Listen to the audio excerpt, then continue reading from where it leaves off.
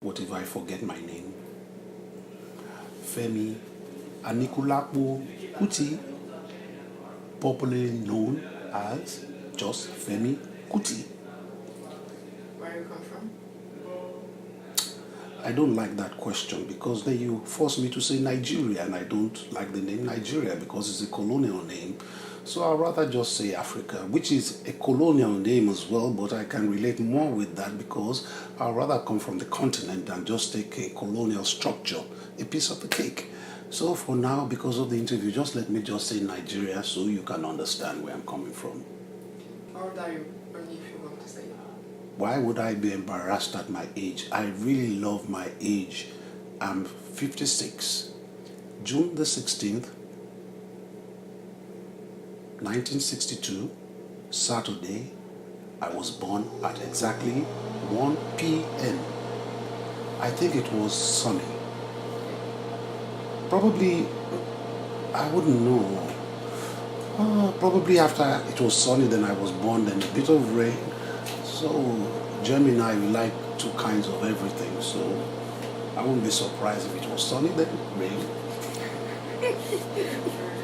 From when I could remember as a child, I think my father used to do a lot of rehearsals in the house. There are pictures of me, but we can't find those pictures anymore. Me playing the drums while he's rehearsing.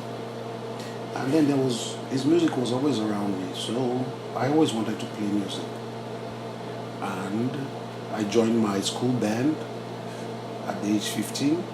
My father convinced me to leave school. I left school, 16, joined his band, played with him for about 6 years, then formed my band in 1986. Launched my band December the 13th. I love 13 because everybody's scared of 13. So I chose 13. Friday the 13th. So I chose that date. Because everybody thinks it's bad omen. And I said, why should they think like that? So I chose that day to launch my band. Did you always wanted to do music? Yes, always, from when I could remember. Always. Never doubted it for 1 second. You never thought about another way of life? No, never. Everything is art. The way we talk is art. The way we have sex is art. Everything is art. Everything is music. The world is musical. The rhythms, the way the stars move around, the cosmic order is musical. The noise in the ocean is musical. And the forest is musical. Everything. So art is everything. I think the creator must be art itself. So everything is based on that format. I believe so. Creation was based on art or a musical formula. It's not possible to erase that fact from your imagination. And even if you did not like music, you are quite naive because the way your facial expressions will be musical. The way you talk will be musical. The way you eat, all the sounds you make are musical. So if you want to discriminate against music, you are kind of lost because you're running away from. It's like somebody not accepting they're going to die one day. It's inevitable. So why run away from the fact? It's something you have to confront, I believe. Art is life. It's impossible to erase it from anything we do. I use especially when I'm on tour, because when you are playing night after night, you can get carried away. So I use this to balance my mind and my my vocal organs. So it's a sound. So when I'm singing, and it's very noisy, so I use this to bring my level because sometimes you get overexcited and then it's very hard to not lose your voice or you burn too much energy. So to pace yourself, I found this a technique for me when I'm shaving at this particular time. before the concert, I address my mind and fall back into line before the show and everything around me. So this is one of my techniques, apart from not talking. I don't talk before 12 o'clock. So if you even see me at 12 o'clock, I'm saying, hi, how are you? Shit. I have to be very as silent as possible.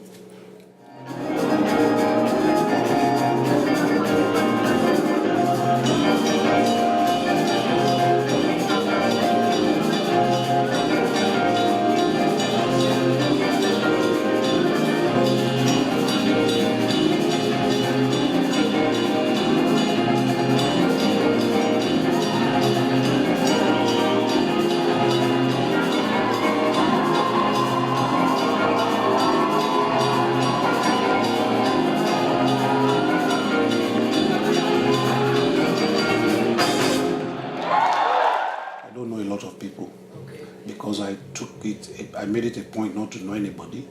Why? Because I wanted my music to come directly from the source. So I stopped listening to anybody for now 18 years now. I don't go out of my way. So, except I come across like a festival today, a band is going to play before me. Of course, I'm going to have to listen to the band, whether I like it or not. But what I'll do is try not to be influenced, because I think I got to a point in my lifetime where after my death, if I have the opportunity to look back, I want to see my work as it came directly from the source. And because at the beginning I had a lot of inspiration from my father, from jazz, Miles Davis, John Coltrane, and everything I did was based on this. And I thought, like a bird, I got my freedom to be able to fly and express myself. And I thought it was very important for my base to feel and connect with where I am in my life. I really wish I would go back to the past again, but I don't think it's now. If I do live quite long, I probably will use that to... I love my jazz tunes. I probably will have another kind of dimension and attitude listening to recompose or be inspired by those songs. Not as a learner or somebody looking for a way, but somebody who found a way, and I'll probably be inspired in a different way.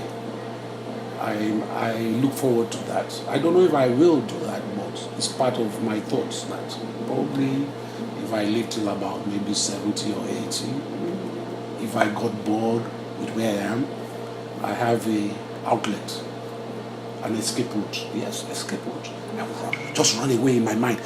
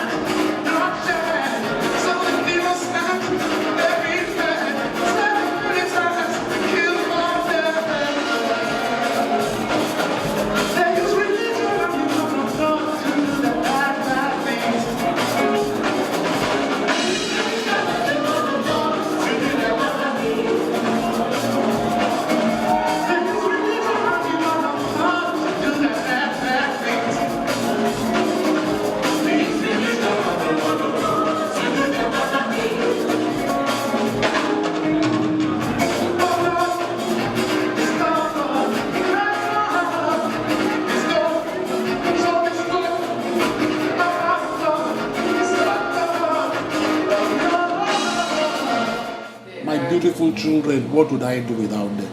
My life would be meaningless. They bring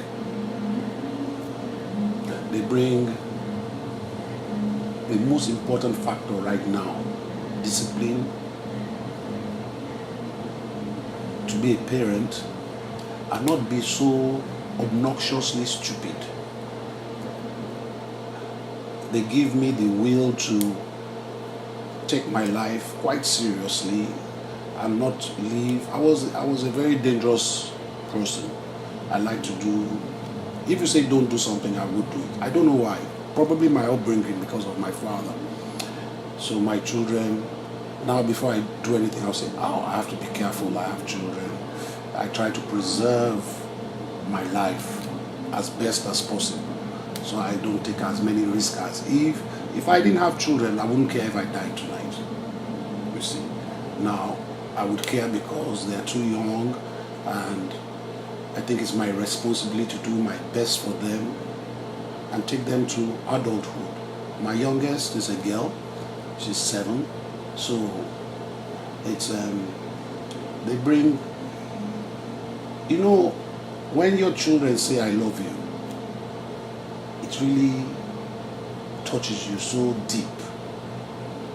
If your partner says I love you, it's so different because you can have doubts and you are always convincing yourself, I do love you, yeah. But if your child says I love you, you know it's uncompromising. A child will never say, it's so innocent. And it's like when your child calls your name for the first time, you are like in shock. Every child I had, every time he just said daddy, I'm like maybe walking away and they say daddy.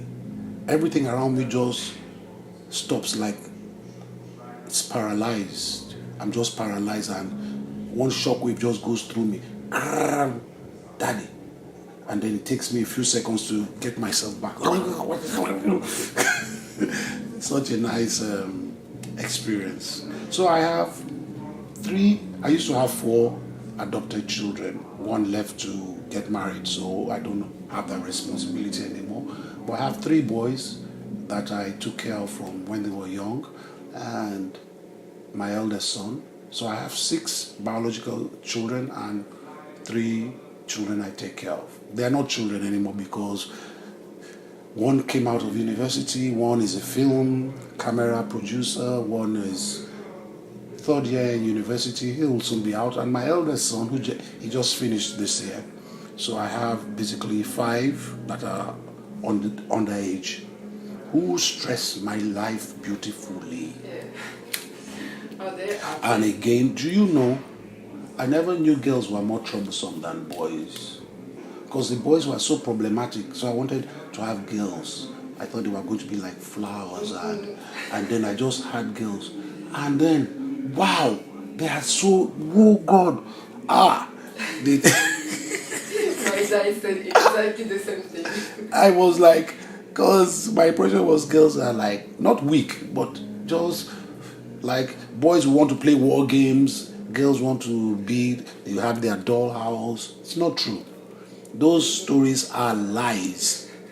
The girls play ball, they are playing cowboys and Indians too, and they are jumping from couch to, and I say stop, and then because they know that they have you under their spell or something, then they look at you. If I tell my boys stop, they know stop is stop. If I say stop to the girls, they're like, did you say stop? Say it again. I said stop. I didn't hear you. And they keep tempting you till so you are like that. But it's so for yes. Sorry to divert, but I was talking. Yeah, they all play musical instruments. I think it's important. My eldest son is going to be a musician. The others, they all play either the trumpet, the sax, they all play the piano. I think this is important because I think every being wants to play a musical instrument. It's just unfortunate you are not given the opportunity or blah blah blah. If it's just for like a hobby, or I think it's so important because it brings some kind of balance in your life. It erases boredom. It's so it brings a kind of peace in your mind, and I think everybody would love to play a musical instrument. I think everybody should play a musical instrument, and so they will all play a musical instrument. Whether they turn professional, that will be their decision. I will never force that on them, because it's such a hard, there is no guarantee in it, and sometimes you can be very in a lot of pain and stressed, but only your will, that it was your decision to take this path, will free you out of that chaos. Like it was my decision. So when things were bad for me musically, I just kept going. I didn't care. I didn't give up. I knew this was what I wanted, so I just kept going, and I still go. And even where people think or say I'm successful, I don't see it the way they see. It's my life. It's everything. It's all what I want. So I just keep on striving. If I spend 6 hours practicing, it doesn't do anything to me. If I could spend 12 hours practicing. So I was playing the sax, and I moved to the trumpet. I tried the piano, and everything I do it's so beautiful for me. And this is because it was my decision. So I want more knowledge in this. So I want my children, if they decide, they will have their own thoughts, their own inspiration, and I'll always be there for them if I'm alive, to give them my tutorship in this respect. But it has to be their decision. Was that the last question? Yes. Okay. Thank you so much. You are welcome.